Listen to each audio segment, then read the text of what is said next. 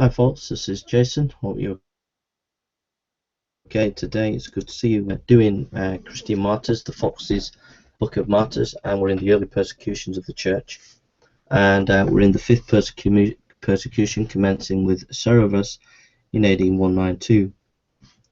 Severus, having been recovered from a severe fit of sickness by a Christian, became a great favour of the Christians in general.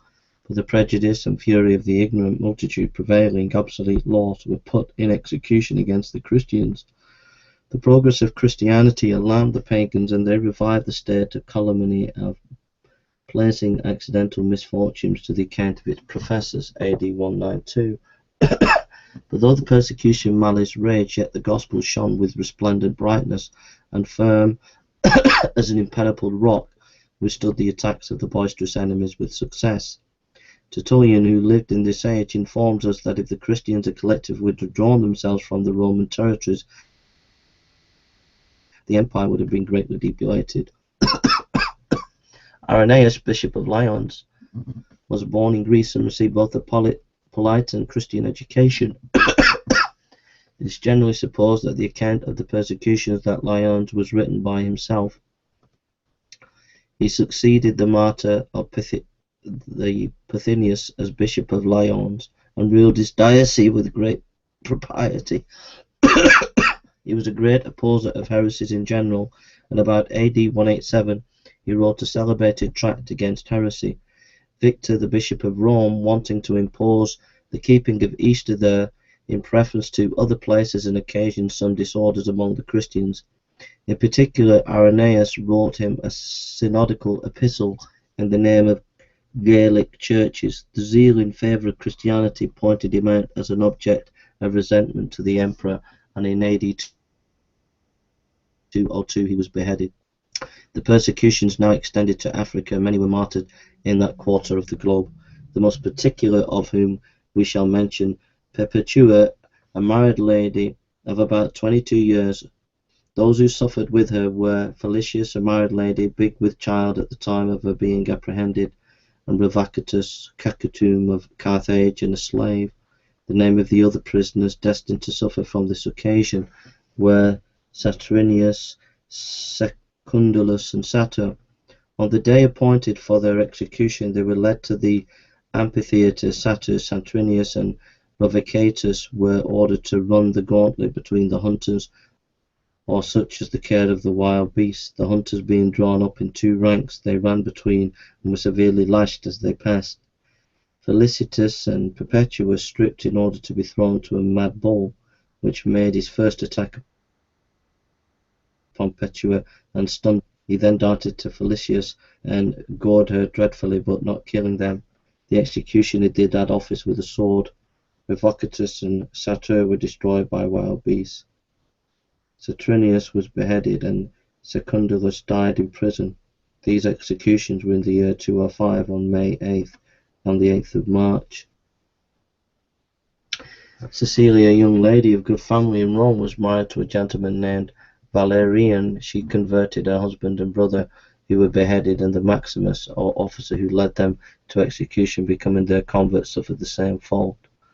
The lady was placed naked in a scalding bath, having continued there a considerable time.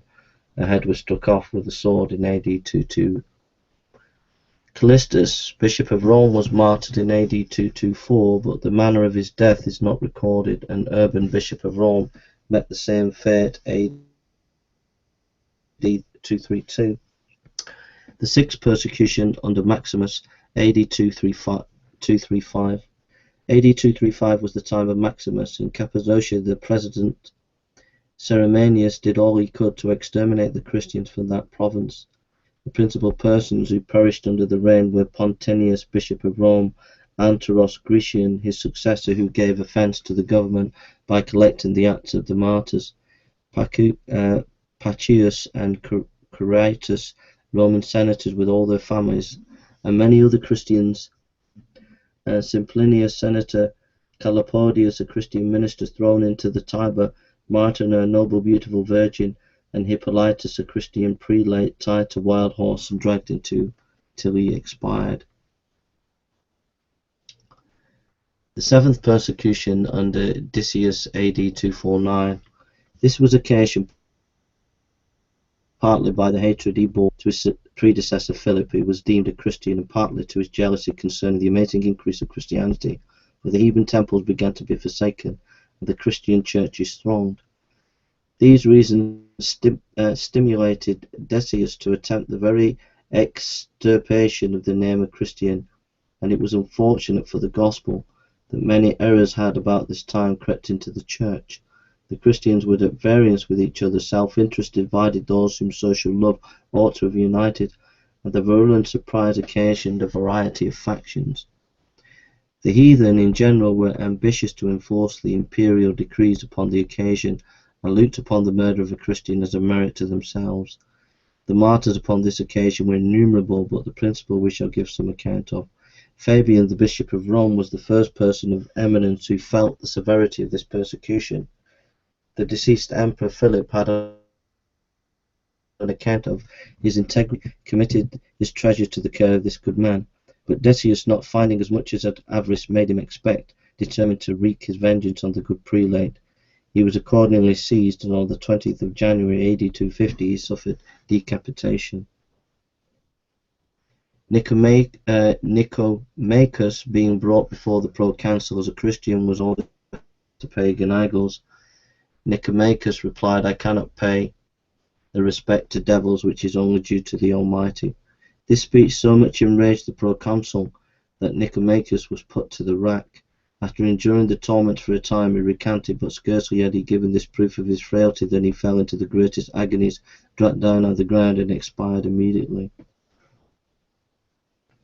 Denicia, a young woman of only 16 years of age, who beheld this terrible judgment, suddenly exclaimed, "Unhappy wretch, why would you buy a moment's ease at the expense of a miserable eternity?" Optimus, hearing this, called to her, and Denicia, avowing herself to be a Christian, she was beheaded by order soon after. Andrew and Paul, two companions of Nicomachus the martyr, AD 251, suffered martyrdom by stoning and expired calling on their blessed Redeemer.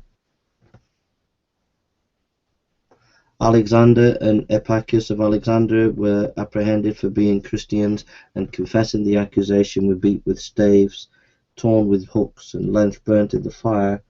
We are informed in a fragment preserved by Eusebius that 4 female martyrs suffered on the same day and at the same place, but not in the same manner, for they were beheaded.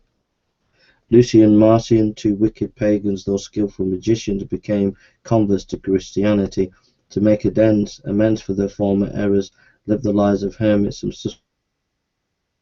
subsisted upon bread and water only. After some time spent in this manner, they became zealous preachers and made many converts. The persecution, however, raging at this time, they were seized upon and carried before Sabaeus, the governor of Bithynia.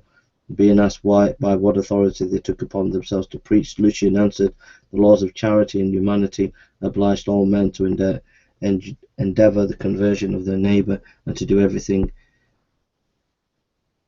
in their power to rescue them from the snare of the devil."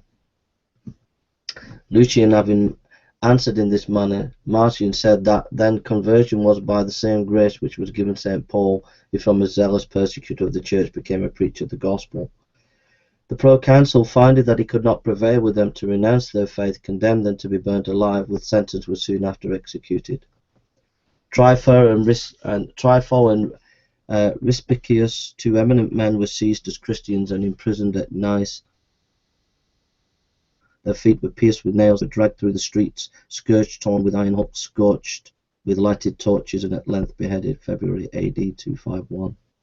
Agatha, a Sicilian lady, was not more remarkable for her personal and acquired endowments than her piety. Her beauty was such that Quintian, governor of Sicily, became enamoured with her and made many attempts upon her chastity without success. In order to gratify his passions with the greater convenience, he put the virtuous lady into the hands of Aphrodisia, a very infamous and licentious woman. This wretch tried every artifice to win her to the desired prostitution, but found all her efforts were in vain, for her chastity was impregnable, and she well knew the virtue alone would procure true happiness. Aphrodite, acquainted Quintilia with the inefficiency of her endeavours, who, enraged to be foiled in his design, changed his lust into resentment. On her confessing that she was a Christian, he determined to gratify his revenge as he could not his passion. Pursuant to his orders, she was scourged, burnt with red-hot irons, and torn with sharp hooks. Having borne these torments with admirable fortitude, she was next laid naked upon live coals intermingled with glass, and then being carried back to prison, she expired on the 5th February 2518 AD. I'm nearly in tears. I'm absolutely nearly in tears at this. This is just amazing. Cyril, Bishop of Grottaia, was seized by order of Lucia, the governor of that place, who nevertheless exhorted him to obey the imperial mandate, perform the sacrifices, and save his venerable person from the destruction, for he was now 84 years of age.